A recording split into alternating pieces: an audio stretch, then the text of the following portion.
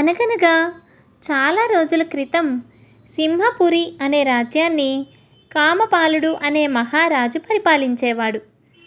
మహారాజు చాలా తెలివి కలవాడు.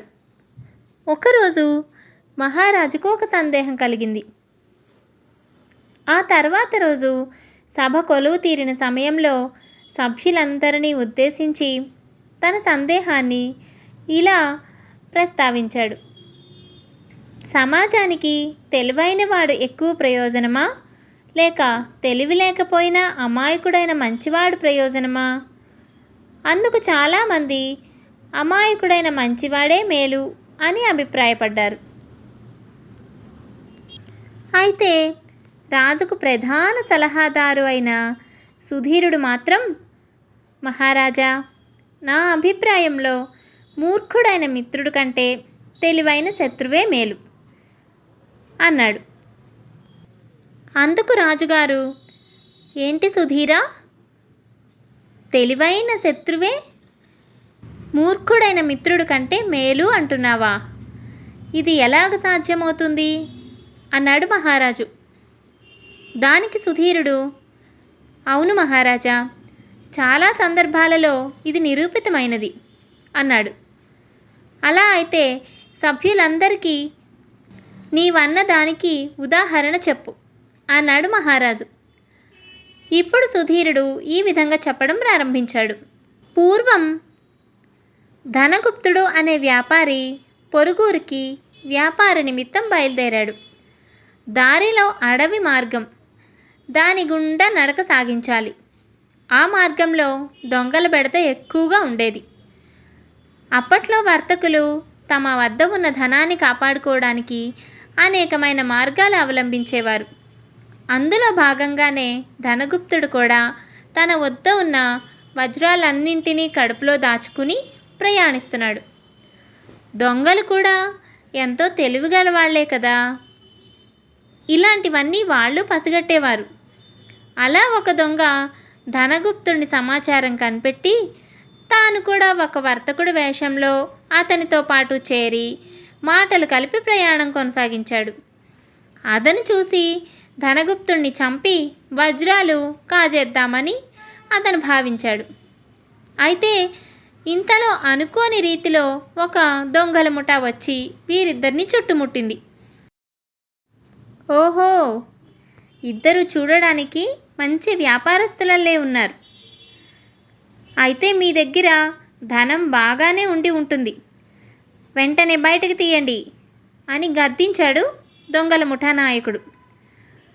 అయితే ఇద్దరూ తమ వద్ద ఏమీ లేదని ఎంతగానో చెప్పి ప్రాధేయపడ్డారు. ముఠా నాయకుడు మాత్రం, మాకు తెలుసులే, ఇప్పుడు పొట్టలో దాచుకొని మరీ వెళుతున్నట్టున్నారు, వీరిని చంపి పొట్టలో ఉన్న వాటిని బయటకు తీయండి అన్నాడు ముఠా నాయకుడు. ఇక వర్తకుడి వేషం వేసుకొచ్చిన దొంగకు మతిపోయింది. వర్తకుడైతే తన కడుపులో వజ్రాలను దాచుకున్నాడు, కానీ తన కడుపులో ఏమీ లేదు. అన్యాయంగా అత్యాశకు పోయి ఇందులో ఇరుక్కుపోయాడని అతనికి అర్థమైంది. అయితే వెంటనే ఇలా ఆలోచించాడు. ముందు వారు వర్తకుడి పొట్ట కోసారంటే అందులో వజ్రాలు దొరుకుతాయి, అప్పుడు తన పొట్ట కూడా కోస్తారు. కానీ ముందు తన పొట్ట కోసారంటే అందులో వజ్రాలుండవు కనుక వర్తకుడినైనా ఏమీ లేవనుకుని ప్రాణాలతో వదిలేస్తారు. ఇక చావు ఎలాగా తప్పదన్నప్పుడు కనీసం వర్తకుడిని కాపాడైనా చనిపోదాం అనుకున్నాడు ఆ దొంగ. దొంగలకు ఎదురెళ్ళి, నా పొట్ట చీల్చి చూడండి, మీకేమైనా దొరుకుతాయేమో అన్నాడు. దొంగల ముఠా ఆ దొంగ పొట్టను కోసింది. లోపల ఏమీ లేకపోవడం చూసి వీరి దగ్గర ఏమీ లేదన్న అభిప్రాయానికి వచ్చి వర్తకుడిని వదిలేశారు. దొంగ శత్రువులా వర్తకుడి పక్కన చేరినా విచక్షణ కలవాడు అవ్వడం వల్ల వర్తకుడి ప్రాణాలు కాపాడాడు. సుధీరుడు ఈ కథ అంతా చెప్పిన తర్వాత, మహారాజా, చంపి దోచుకోవడానికి వచ్చిన శత్రువు అయిన ప్రమాద సమయంలో విచక్షణతో ఆలోచించి ప్రాణ నష్టం తగ్గించడానికి ప్రయత్నించాడు. కాబట్టి విచక్షణ జ్ఞానం ఎప్పుడైనా ఉపయోగపడేదే అనేదే నా భావన అన్నాడు. మహారాజు కాసేపు ఆలోచించి సుధీరుడు చెప్పిన దానికి తలాడించి, సరే బాగానే ఉంది, కానీ తెలివిలేని మిత్రుడు ప్రమాదకారి ఎలా అవుతాడు అని అడిగాడు. చెబుతాను వినండి మహారాజా అని సుధీరుడు ఈ విధంగా చెప్పడం ప్రారంభించాడు. చాలా కాలం క్రితం ఒక మహారాజుకు పొరుగు దేశాన ఉన్న మహారాజు మర్యాదపూర్వకంగా కలిసినప్పుడు అతనికి ఒక గొరిల్లాను బహుమానంగా ఇచ్చాడు. ఇది చాలా బలమైనది మహారాజా, మీకు రక్షణగా బాగా ఉపయోగపడుతుంది, మీరు ఏం చెప్పినా చిటికలో చేసేస్తుంది, 100 మంది సైనికులతో ఒంటరిగా పోరాడగలదు అని చెప్పాడు. రాజు చాలా సంతోషించి దాని బల పరాక్రమాలను పరీక్షించి సంతృప్తి చెంది దానిని తన అంగరక్షకుడిగా నియమించుకున్నాడు. దానికి పోషణ, వసతి అన్నీ ఏర్పాటు చేశాడు. తను ఎక్కడికి వెళ్ళినా తన వెంట తీసుకుని వెళ్ళేవాడు. గొరిల్లా కూడా రాజుకు ఎంతగానో ఉపయోగపడేది. ఒకసారి వేటకు వెళ్ళి బాగా అలసిపోయిన మహారాజు తన గుడారంలో విశ్రాంతి తీసుకోవాలనుకున్నాడు.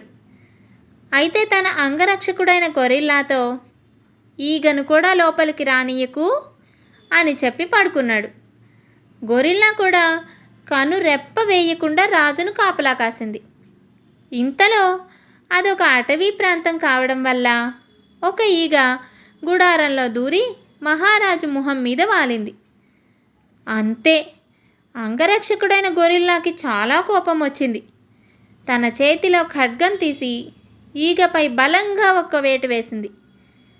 ఆ ఈగ ఆగుతుందా? పారిపోయింది. కానీ అది రాజుగారి ముక్కు మీద ఉంది కదా, రాజుగారి తల ఎగిరిపోయింది. ఇదంతా విన్న సభికులందరూ గొల్లున నవ్వారు. రాజు కూడా నవ్వు ఆపుకోలేకపోయాడు. ఈ విధంగా చెప్పిన సుధీరుడు మహారాజుతో, అందుచేత మహారాజా, మనిషికి కొంత విచక్షణ జ్ఞానం అవసరం, లేకుంటే మంచి జరగకపోగా నష్టం జరిగే అవకాశం ఎక్కువ. ఆ గొరిల్లా ఎంతో శక్తివంతమైనదైనా అది రాజాజ్ఞను పాటిస్తున్నాననే అనుకుంది, కానీ ఏకంగా మహారాజుని చంపేసింది. అందుచేత మహారాజా, తెలివైన శత్రువే మూర్ఖుడైన మిత్రుడు కంటే ఎంతో మేలనేది నా అభిప్రాయం. సభ అంతా కరతాళ ధ్వనులతో నిండిపోయింది. మహారాజు కూడా సుధీరుడు చెప్పిన సమాధానానికి సంతృప్తి చెంది సుధీరుణ్ణి ఘనంగా సత్కరించాడు. కథ నచ్చింది కదూ? అయితే వెంటనే లైక్ చేసేయండి. మరెన్నో మంచి మంచి కథల కోసం మా ఛానల్ని సబ్స్క్రైబ్ చేసుకోండి. మరొక మంచి కథతో మళ్ళీ కలుద్దాం.